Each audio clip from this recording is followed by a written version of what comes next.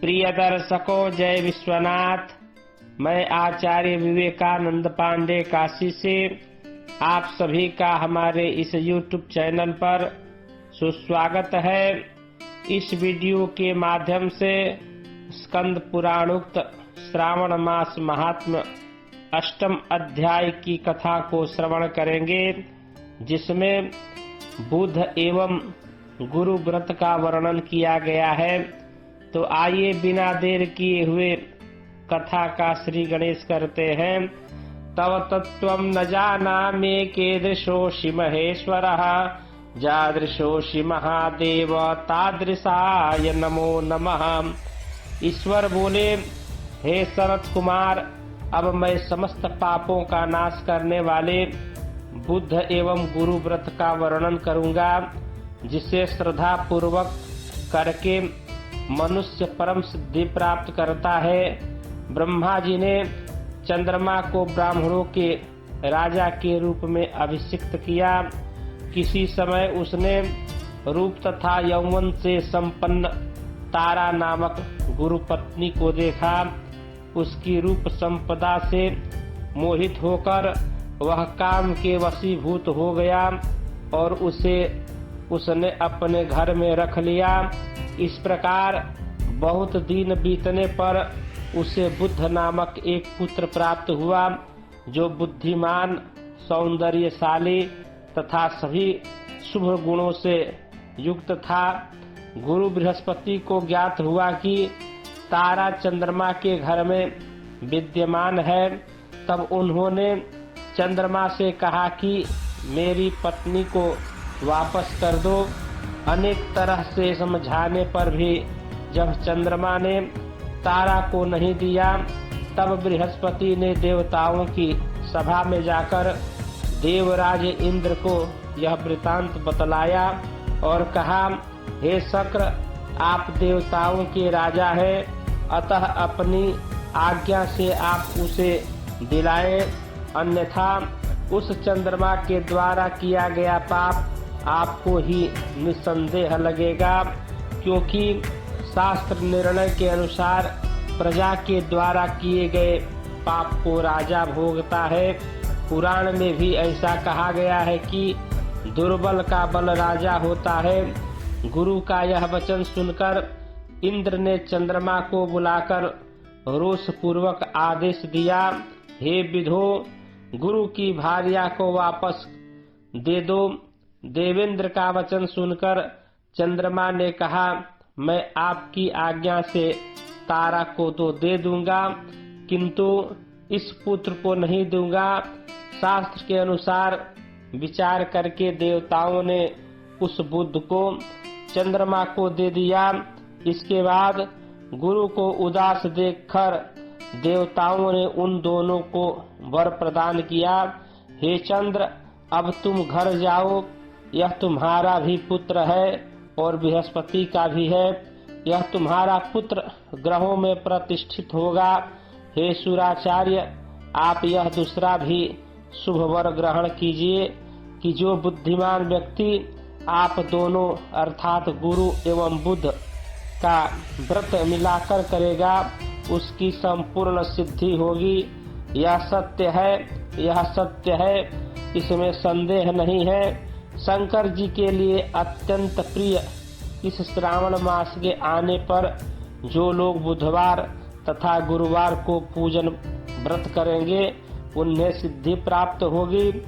इस व्रत में दही तथा भात का नैवेद्य व्रत सिद्धि में मूल हेतु है।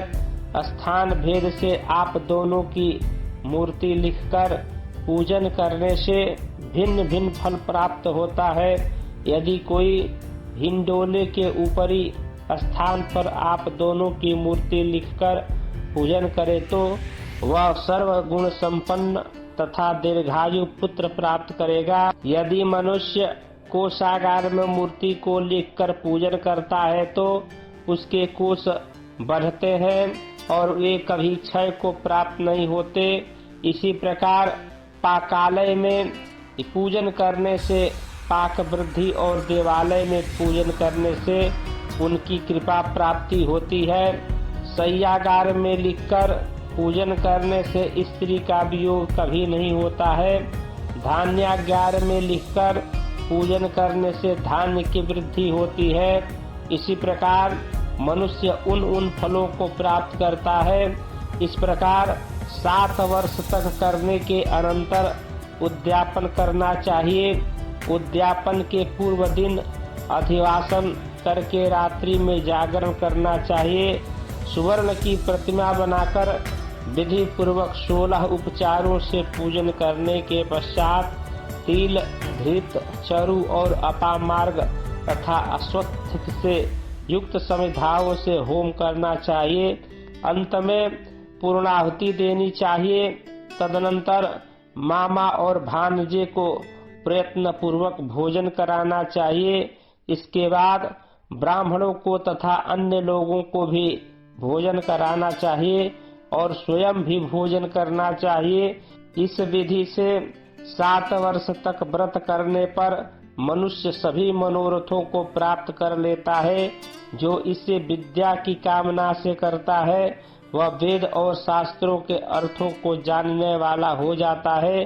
बुद्ध बुद्धि का प्रदान करते हैं और गुरु बृहस्पति गुरुता प्रदान करते हैं।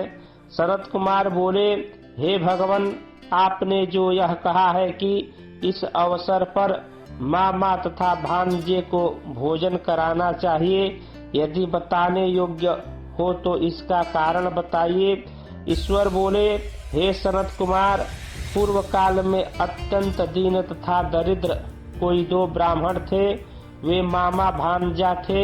उदर पूर्ति हेतु परिश्रम पूर्वक भ्रमण करते हुए वे दोनों किसी नगर में अन्न मांगने के लिए गए थे। उन्होंने घर घर में श्रावण मास में प्रत्येक वार को उस वार का व्रत होते हुए देखा, किंतु कहीं भी बुद्ध गुरु का व्रत नहीं देखा।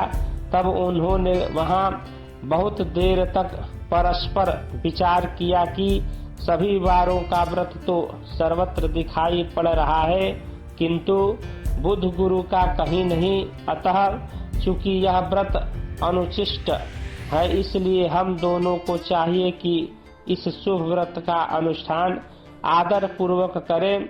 किंतु हे सनत कुमार, इसकी विधि न जानने के कारण वे दोनों संशय में पड़ गए।